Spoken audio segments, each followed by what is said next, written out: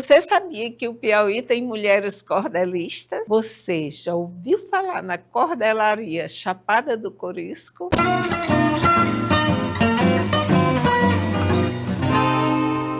Se dependesse da animação desse povo aqui, o Brasil já era hexacampeão.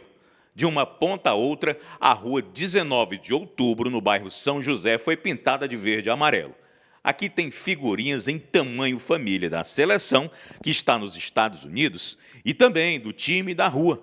Não faltou o símbolo da CBF, o símbolo dessa Copa dos Estados Unidos, Canadá e México. E eles lembraram também até do mascote do Brasil. E, claro, a bandeira com as cores mais famosas do mundo, quando o assunto é futebol. Por aqui eles fecham a rua à noite para assistir aos jogos e todo mundo chega junto para torcer pela seleção. Um dos mais animados tem até nome de ídolo, o Romário Almeida, que é realmente uma das forças da 19 de outubro, quando o assunto é Copa do Mundo. Toda a Copa, meus amigos. Eu cheguei aqui no bairro São José em 2014 e já foi Copa, né, 2014. Infelizmente a lembrança não é boa, onde o Brasil perdeu de 7-1 para a Alemanha. Mas antes de eu chegar aqui, sempre ocorreu. A Dona Graça, que é do bar do Negaci, sempre esteve realizando juntamente com os vizinhos. E a gente chegou e está fortalecendo cada ano que passa, que a gente está acreditando no nosso Brasil. Rumo ao Hexa! Não é, meus amigos? Aqui é muito grande, a animação é demais, todo mundo empolgado, vibra mesmo. E aí, como é que é na hora dos jogos? Esse aí é que é. A rua fica cheia, a Graça bota as bancas ali e vem gente de longe. É a primeira vez que a rua é pintada no chão, mas a tradição aqui da rua 19 de outubro já dura mais de 50 anos para os jogos da seleção brasileira. Os vizinhos levaram 3 semanas para deixar a rua assim como ela está hoje. Como todo mundo trabalha durante o dia, o mutirão era realizado sempre nos períodos noturnos, até ficar tudo pronto. De acordo com a gente foi planejado, eu com o meu primo Alex, que ele que fez os desenhos todos, e eu convidei o artista aqui de Parnaíba Artes. Marina Campelo, presidenta da Cordelaria Chapada do Corisco, que traz em sua trajetória literária diferentes formas de escrita, como haikais, cordéis, versos livres, contos e crônicas.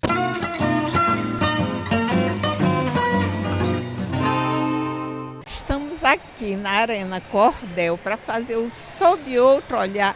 E Marina Campelo é cordelista. Me fala, Marina, o que te atraiu para o cordel? Cordel são nossas raízes, né? A nossa identidade. Como nordestina e piauiense aqui, nós temos o cordel intrínseco, né? Quando a gente nasce já é amante do cordel. Então, eu estou no cordel já desde 2009. Eu tenho outras poesias, mas eu estou no cordel desde 2009 e atualmente eu sou a presidente da Cordelaria Chapada do Corisco, que é uma associação com mais de 60 associados, né, aqui no Piauí, mais de 60 cordelistas, funcionando na Casa do Cantador.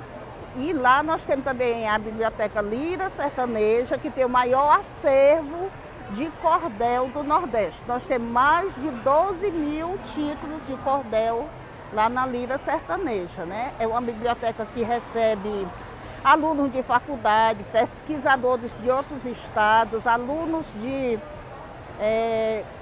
escolas particulares, de escolas do governo. Fazemos oficinas de cordel, fazemos curso de cordel e a Cordelaria já está desde 2019, foi fundada em 2019 pelo poeta Joanes, né?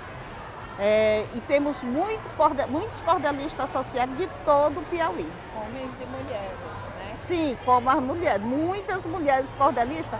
Antes as pessoas perguntavam assim, no Piauí não tem mulher cordelista? Temos, nós somos muitas cordelistas, né?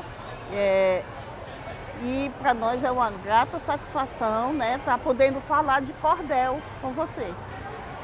Pois é, me diz aí, me fala dos teus cordéis.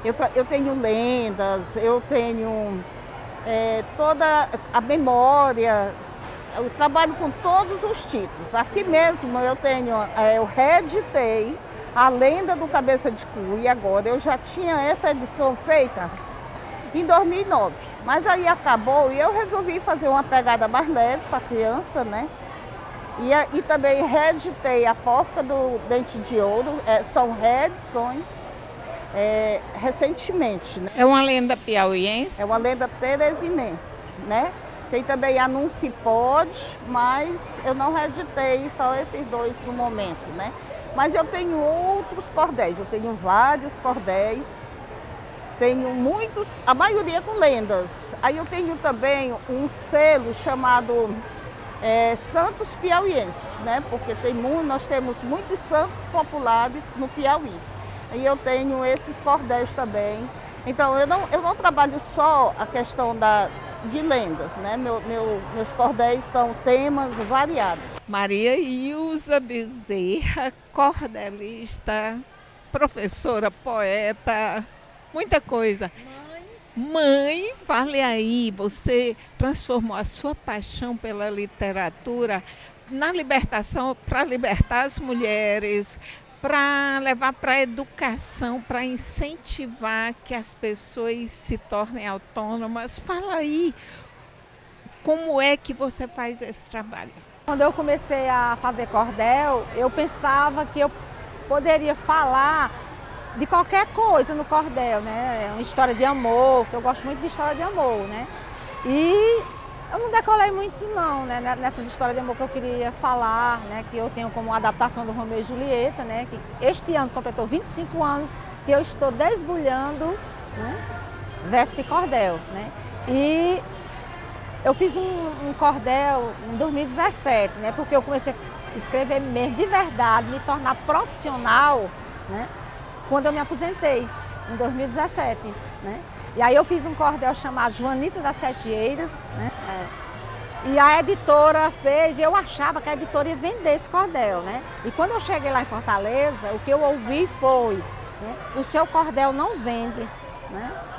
O seu cordel não vende. Aí me deu aquela dor. É terrível uma pessoa dizer isso. Eu escrever pra quê, meu Deus? Aí eu chorei, me deu um desgosto, né?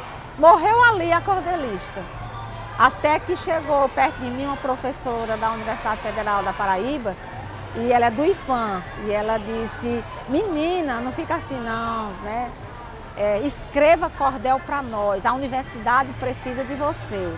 Agora eu te dou um conselho, defina a sua temática sobre mulheres de empoderamento, mulheres de resistência, mulheres que inspiram, essas mulheres que têm voz, né? Que incomoda, né?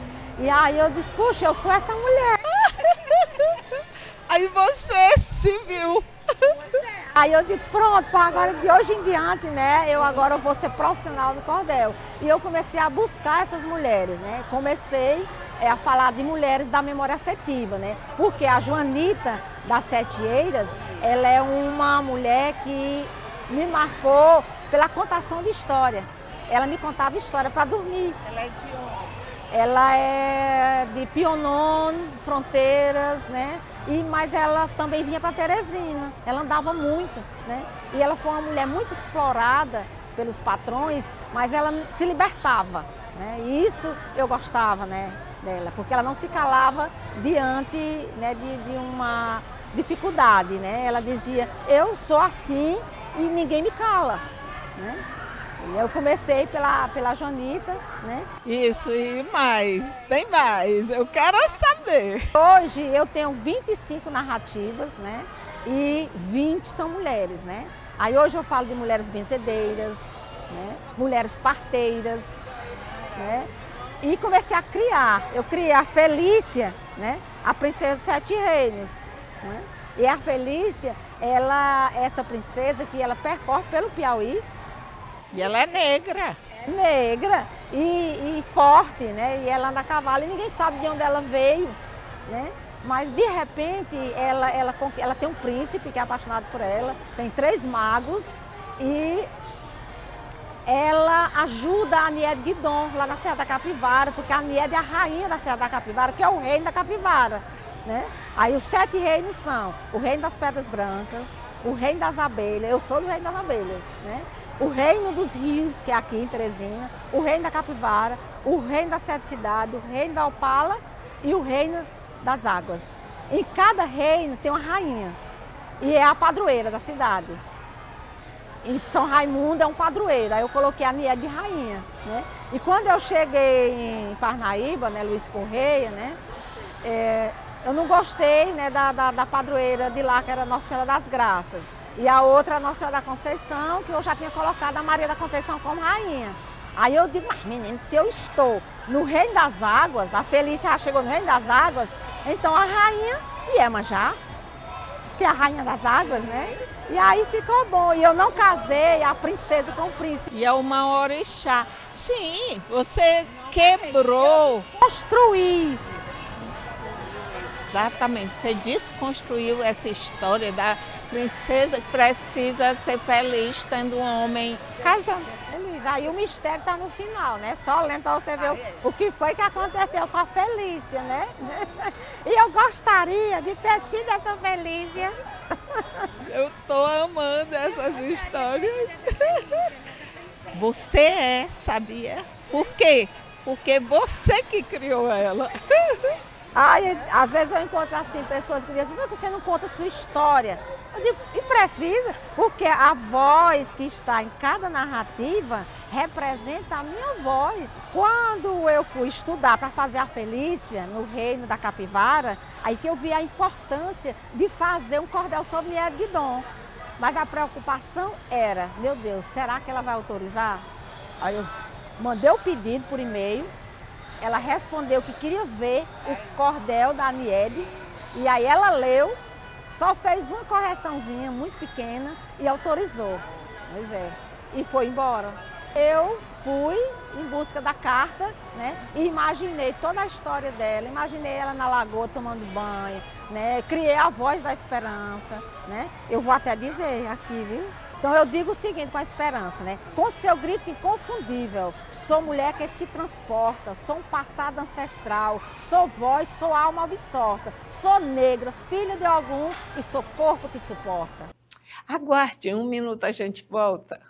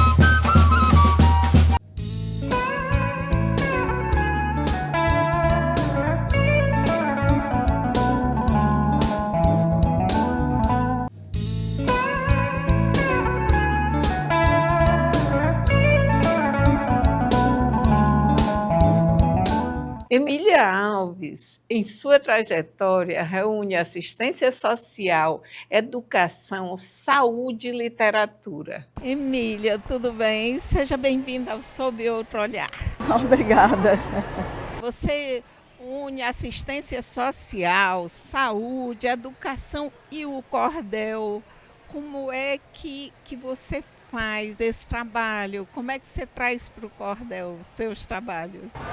Bom, no momento eu já estou aposentada como assistente social e como professora, mas foi como professora, né, que eu me reconectei com o cordel. Na realidade, eu tenho uma relação forte com o cordel desde a minha infância, quando eu morava com os meus tios em Floriano, e nos domingos eu acompanhava nas feiras onde existiam os famosos romances. Ele, um amante do cordel, comprava os cordéis, não sabia ler e eu ficava com essa função de ler os cordéis para ele. Você tem um projeto Rede no Berço. Fala aí como é. Esse projeto Rede no Berço, ele foi implantado no Hospital Infantil, quando eu era assistente social lá, para acolher aquelas crianças, sobretudo as indígenas, que tinham dificuldade de aceitar o berço, né? Principalmente os da etnia Guajajara, que as mães ficavam às vezes 2, 3 dias com a criança no colo, noite e dia, porque elas não aceitavam o berço, porque a cultura era dormir em rede. Então, eles aceitaram que fossem colocadas redes para os bebês? Sim, a rede é adaptada no berço, dando a ideia mesmo de rede, né? E a criança ficava confortável com aquele sentimento de que estava numa rede.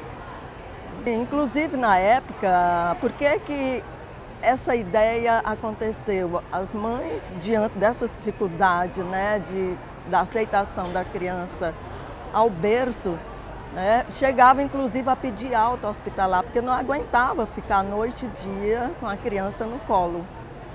Então, a partir da observação de uma mãe na enfermaria, que ela pegou um lençol, o camacolo, aqueles com elástico, e ela mesma enfiou no berço e ficou aquela ideia de rede.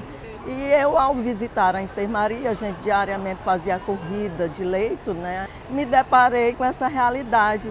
E quando vi, me deu um estalo. Puxa, a rede no berço. E foi disseminado pelo país inteiro.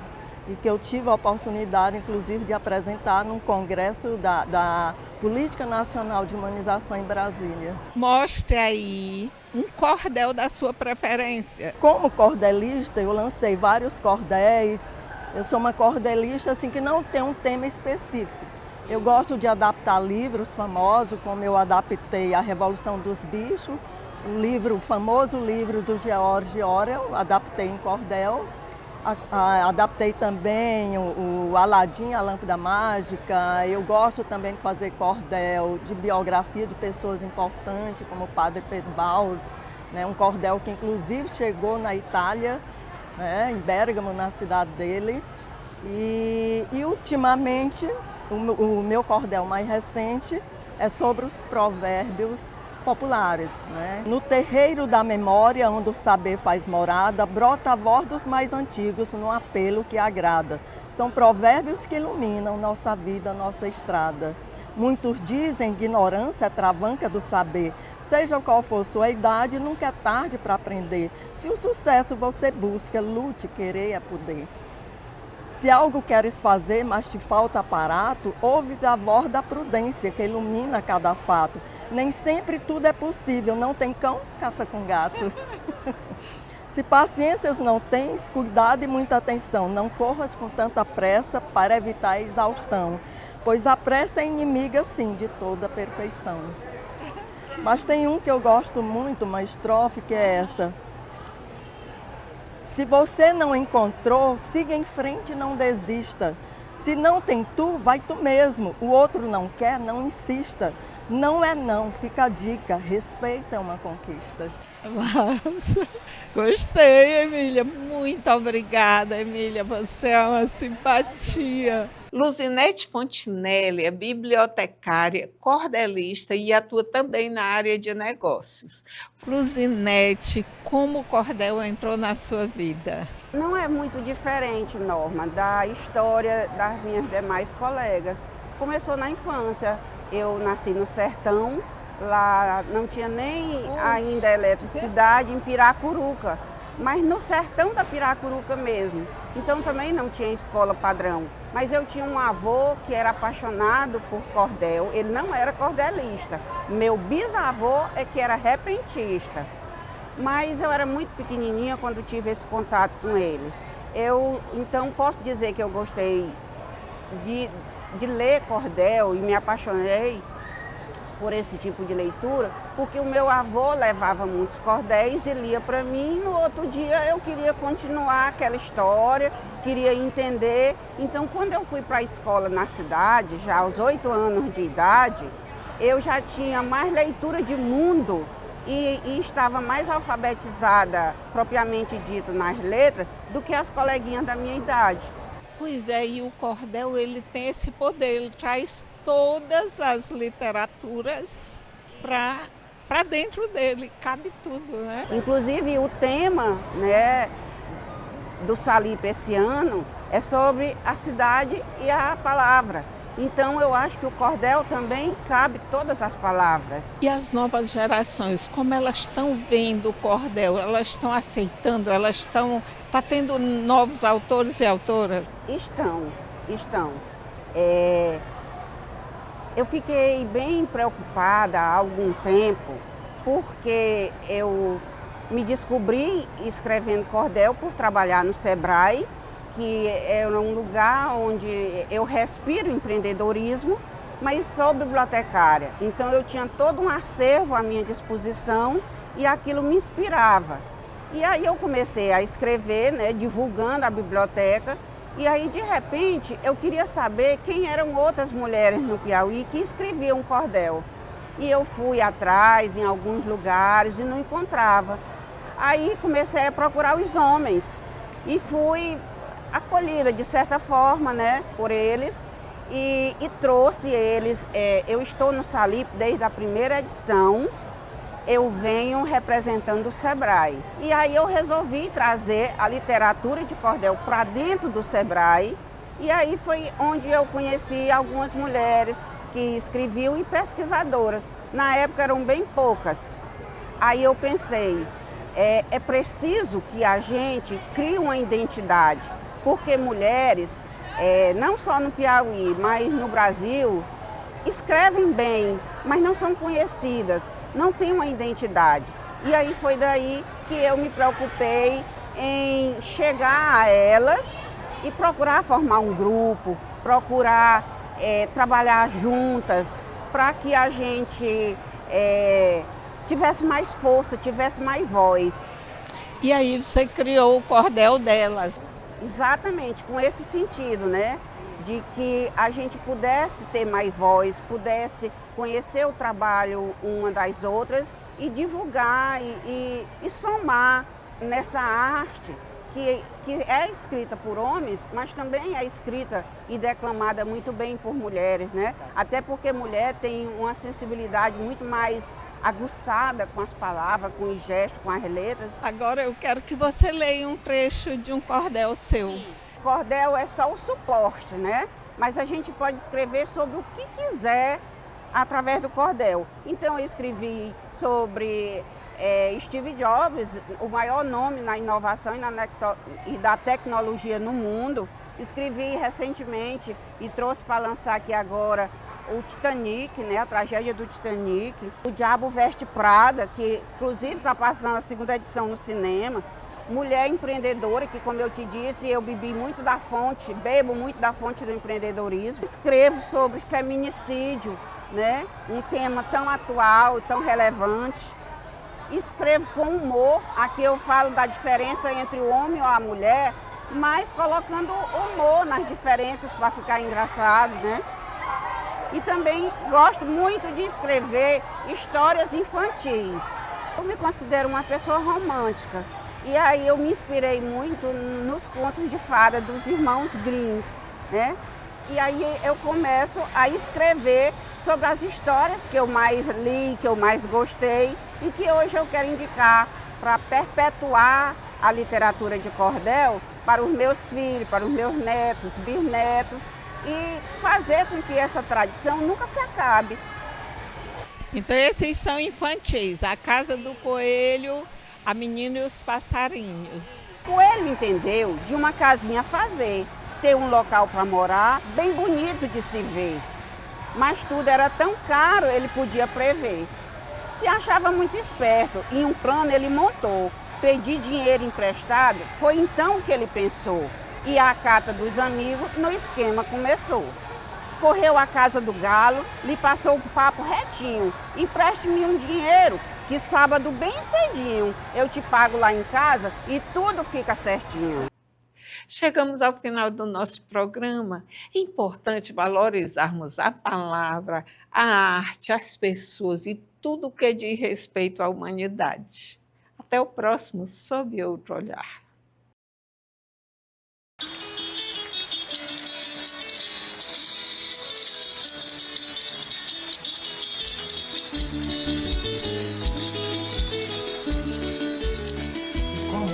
Piauí é bom, como o Piauí é. A gente namora bebendo gasolina e café. O Piauí é bom, como o Piauí é. A gente namora bebendo gasolina e café. Lembra que já me namorou, me beijava demais e depois me deixou. Foi muito decente o convite e o namoro da gente. Não sei como se acabou, mas eu gostei de você. Como é bom se provar, gostei de você. Dessa vez pra valer, eu gostei de você. Como é bom se provar, gostei de você.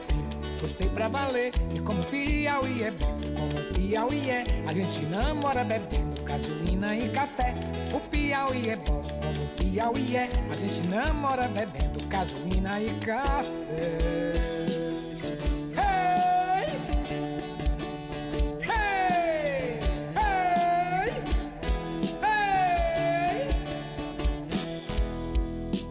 Piauí, terra querida, filha do sol do Equador, pertence-te a nossa vida, nosso sonho, nosso amor.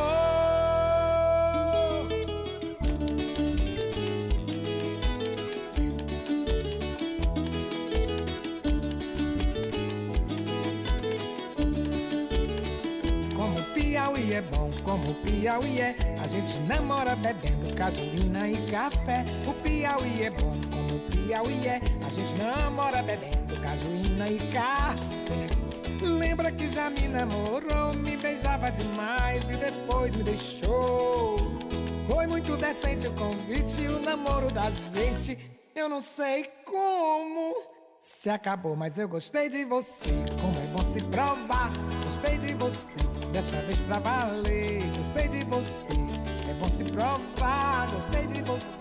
Gostei pra valer, como o Piauí é bom, como o Piauí é. A gente namora bebendo gasolina e café. O Piauí é bom, o Piauí é. A gente namora bebendo gasolina e café.